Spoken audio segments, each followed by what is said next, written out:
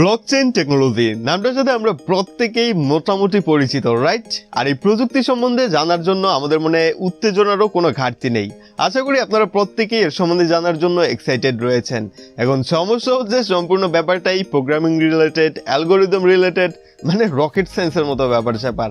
কিন্তু এই সম্পূর্ণ ব্যাপারটাই এখন আপনারা জানতে যাচ্ছেন সহজ ভাষায় সহজ পদ্ধতিতে। এই কারণে ব্লকচেইন সম্বন্ধে, ক্রিপ্টোকারেন্সি, বিটকয়েন সম্বন্ধে এর পিছনে যে প্রযুক্তিগুলো রয়েছে এই ব্যাপারগুলো আপনারা একদমই ক্লিয়ার হতে যাচ্ছেন। So hello guys, this is shoriful and you are watching Electro.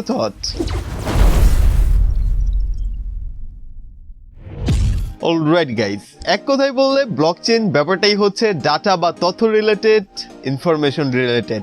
আর এই ব্যাপারটা যখন আপনার দিকে আসে, আপনার তথ্য, আপনার পার্সোনাল বা পাবলিক ইনফরমেশন, তখন ব্যাপারটা কেমন হয়? ডাটার ক্ষেত্রে, ইনফরমেশনের ক্ষেত্রে হতে পারে আপনার এনআইডি কার্ডের ইনফরমেশন, আপনার পার্সোনাল যা কিছু রয়েছে, ফটোস, ভিডিওস, হতে পারে আপনার ব্যাংক ইনফরমেশন, অথবা আপনার বিজনেসের যাবতীয় বিষয়। আর এই ব্যাপারগুলো আমরা কোথাও না কোথাও এন্ট্রি করে থাকি বা স্থাপন করে থাকি বা স্টোর করে রাখি। হতে পারে এই ব্যাপারগুলো আপনার খাতায় বা কাগজে লেখা রয়েছে, হোয়াইট বোর্ডে লেখা রয়েছে, অথবা আপনি অনলাইনে কোথাও এন্ট্রি করে রেখেছেন। যখন আপনি আপনার এই ইনফরমেশনগুলো, গুরুত্বপূর্ণ বিষয়গুলো স্টোর করবেন, তখন এর সেফটি বা সিকিউরিটিও আপনার নজরে অনেক বড় একটা বিষয়। আর এগুলো, আপনার তথ্যগুলো যে কোনোভাবে অবশ্যই ড্যামেজ হতে পারে বা হারিয়ে যেতে পারে। যদি আপনি আপনার নোটবুকে, আপনার ডায়েরিতে লিখে থাকেন, অবশ্যই ডায়েরি হারিয়ে যেতে পারে বা নষ্ট হয়ে যেতে পারে। যদি স্টোর করে থাকেন আপনার কম্পিউটারে, আপনার পার্সোনাল হার্ড ড্রাইভে, তাও সেখান থেকে ডাটা হারানোর ব্যবস্থা রয়েছে বা সম্ভাবনা রয়েছে। এছাড়া আপনি যদি অনলাইনে স্টোর করে থাকেন কোনো সার্ভারে, সেখানেও ঝুঁকি রয়েছে আপনার সেই ডাটাকে সেই সার্ভারের মালিক বা যার সার্ভার সে মডিফাই করার, বদলে দেওয়ার বা সেখান থেকে চুরি করার। অর্থাৎ আপনার ইনফরমেশন, আপনার ডাটা কোথাও সেফ থাকছে না, কোনো না কোনোভাবে তা হারিয়ে যাওয়ার, নষ্ট হওয়ার বা চুরি হওয়ার সম্ভাবনা থেকেই যাচ্ছে। আর এই ব্যাপারটা থেকে নিস্তার পাওয়ার জন্য, রক্ষা পাওয়ার জন্য ব্লকচেইন হতে পারে একটা অনেক বড় সম্ভাবনা। ব্লকচেইন এমন একটা প্রযুক্তি, ডাটা স্টোর করার এমন একটা পদ্ধতি, যার মাধ্যমে আপনি পেতে পারেন 100% নিশ্চয়তা যে আপনার ডাটাগুলো, আপনার ইনফরমেশনগুলো, সমস্ত পার্সোনাল বিষয়, আপনার ব্যাংক ইনফরমেশন, আপনার টাকার ইনফরমেশন, সমস্ত কিছু সেভ রয়েছে, সিকিউর রয়েছে, আপনার আয়ত্তে রয়েছে। আমাদের কাছে সবচেয়ে বিশ্বস্ত কে? আপনি কাকে সবচেয়ে বেশি বিশ্বাস করেন? অবশ্যই আপনার নিজের প্রতি সবচেয়ে বেশি বিশ্বাস রয়েছে, আপনি নিজেকে বিশ্বাস করেন সবচেয়ে বেশি। এখন আপনার সমস্ত ইনফরমেশন, ডাটা যদি আপনি অনলাইন সার্ভারে রাখতে যান, যার মালিক অন্য কেউ, তাহলে অবশ্যই কোনো না কোনো রিস্ক থেকেই যায়। আর সমস্ত বিষয়গুলো যদি আপনার কাছে থাকে, আপনার কর্তৃত্ব থাকে এর উপরে, তাহলে ব্যাপারটা কেমন হয়? অবশ্যই এর মাধ্যমে সিকিউরিটি অনেক বেশি বেড়ে যায়। ব্লকচেইন আপনাকে সেই নিশ্চয়তাই দিচ্ছে। বলা যায় ব্লকচেইন হচ্ছে একটা পদ্ধতি যার মাধ্যমে ডাটা স্টোর করা হয়। ব্লকচেইন কিভাবে কাজ করে, তাই তো? আমরা যদি এই ব্যাপারটা দেখি, ব্লক এবং চেইন এই দুইটি ওয়ার্ডের সমন্বয়ে এই বিষয়টা তৈরি হয়েছে। এখন যদি আমরা একটা ব্লকের কথা চিন্তা করি, তাহলে একটা ব্লকের মধ্যে থাকে ডাটা, হ্যাশ এবং প্রিভিয়াস হ্যাশ। অর্থাৎ সম্পূর্ণ ব্লকটার মধ্যে স্টোর থাকবে আপনার ডাটা, একটা হ্যাশ এবং প্রিভিয়াস হ্যাশ। এই হ্যাশ বিষয়টাও হচ্ছে একটা কোড। অর্থাৎ তিনটি বিষয়, ডাটা, হ্যাশ এবং প্রিভিয়াস হ্যাশের সমন্বয়ে একটা ব্লক তৈরি হয়ে থাকে। এখন ডাটা মানে তো অবশ্যই বুঝতে পারছেন, আপনার ডাটা হতে পারে আপনার তথ্য, আপনার ইনফরমেশন যা স্টোর করা হবে। এখানে হ্যাশের ব্যাপারটা হচ্ছে কিছুটা ক্রিটিক্যাল। সহজভাবে বললে এটাকে একটা কোড হিসেবে আপনি ধরে রাখতে পারেন। এক্সাম্পল হিসেবে বলা যায়, আপনি যদি একটি ফেসবুক আইডি ক্রিয়েট করেন, তাহলে সেখানে আপনি অন্যান্য ইনফরমেশনের সাথে আপনার পাসওয়ার্ডটিও দিয়ে থাকেন। এই পাসওয়ার্ডটাই হচ্ছে আপনার হ্যাশ। পরবর্তীতে আপনি যখন পুনরায় সেই আইডি লগ ইন করতে যান, তখন আপনি পাসওয়ার্ড দিয়ে থাকেন, এবং সেই পাসওয়ার্ডটি যদি আপনার আগের পাসওয়ার্ডের সাথে যা আপনি দিয়েছিলেন তার সাথে ম্যাচ হয়, তাহলেই আপনি আপনার আইডিতে লগ ইন করতে পারেন। এই হ্যাশটাও হচ্ছে সেম বিষয়, হ্যাশ অ্যান্ড প্রিভিয়াস হ্যাশ।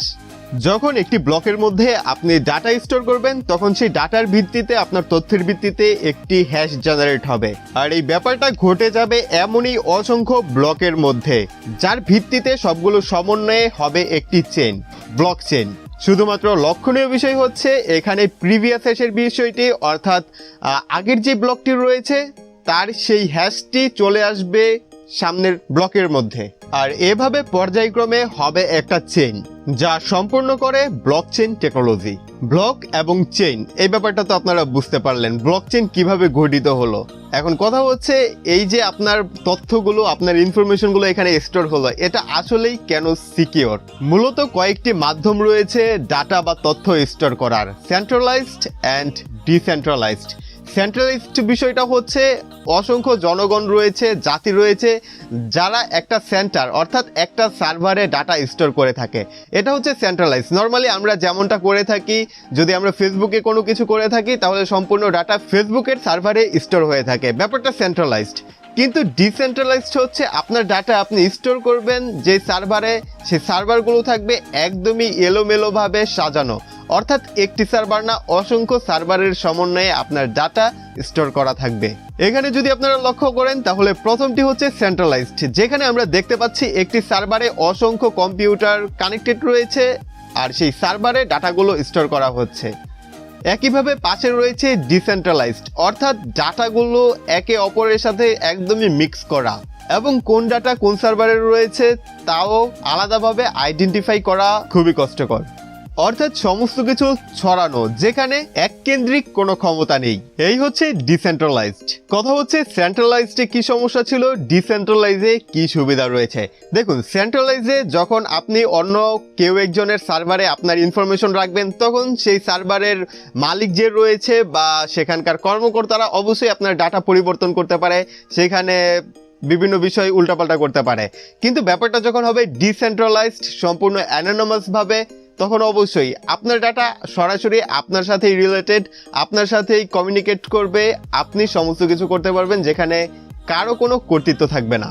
আর আমরা কিছুক্ষণ আগে যেই হ্যাশের ব্যাপারটা দেখছিলাম, তখন প্রতিটা ব্লক হবে এক একটা সার্ভার, যেখানে ওই হ্যাশের ব্যাপারটা, সেই পাসওয়ার্ডের ব্যাপারটা একে অপরের সাথে কানেক্টেড থাকবে, যে কারণে এককেন্দ্রিকভাবে কোনো কিছুই এলোমেলো করা সম্ভব নয়। ক্রিপ্টোকারেন্সি যা কিছু রয়েছে, বিটকয়েন, ইথেরিয়াম মূলত এই পদ্ধতিতেই কাজ করে, যেখানে আপনার অর্থ চুরি হওয়ার, হ্যাক হওয়ার কোনো সম্ভাবনাই থাকে না। এখন ব্যাপার হচ্ছে কেন এটা হ্যাক করা সম্ভব না, কেন ব্লকচেইন টেকনোলজি এতটা সিকিউর?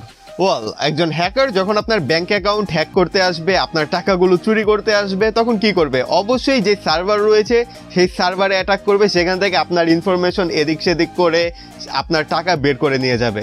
ব্যাপারটা যদি ব্লকচেইনের মধ্যে ঘটাতে চায় তাহলে দেখুন, এখানে অসংখ্য সার্ভারের মধ্যে আপনার ডাটাগুলো স্টোর করা রয়েছে। এখন যদি হ্যাকার কোনো হ্যাকিং অ্যাটাক করতে আসে, তাহলে অবশ্যই সে একটি সার্ভার নিয়ে কাজ করবে, কোনোভাবেই একটি সার্ভার থেকে কোনো কিছু হ্যাক করা সম্ভব নয়। যদি সে আপনার তথ্য মডিফাই করে থাকে তাহলে অটোমেটিক সেখানকার হ্যাশ চেঞ্জ হয়ে যাবে, আর হ্যাশ যদি চেঞ্জ হয় তাহলে সামনে পিছনে যে সকল ব্লক রয়েছে সেই হ্যাশগুলোতেও পার্থক্য দেখা দিবে। এ কারণে সম্পূর্ণ ব্যাপারটা একদমই এলোমেলো হয়ে যাবে, উথাল পাতাল দেখা দিবে। আর এই ব্যাপারটা যখন ডিটেক্ট করবে অন্যান্য ব্লকগুলো, তখন অবশ্যই বোঝা যাবে এখানে অবশ্যই কিছু না কিছু সমস্যা রয়েছে। আর মেজরিটি পারসন অর্থাৎ মেজরিটি ব্লক যখন দেখাবে যে কোনো একটির দিকে সমস্যা রয়েছে, তখন কোনোভাবেই হ্যাক করা সম্ভব হবে না। ব্লকচেইনের মধ্যে তখনই হ্যাকিং অ্যাটাক পারফর্ম করা পসিবল। ধরুন 10টা ব্লক রয়েছে, 10টা ব্লকের মধ্যে যখন 6টা ব্লককে হ্যাক করা পসিবল হবে, তখনই মূলত ডাটা হ্যাক করা পসিবল। অর্থাৎ 100%-এর মধ্যে 51% সার্ভার হ্যাকারের দখলে নিতে হবে, তাহলেই হ্যাক করা পসিবল। কিন্তু এ ব্যাপারটা একদমই পসিবল না, শুধুমাত্র চিন্তা করা যায়, ভাবা যায়।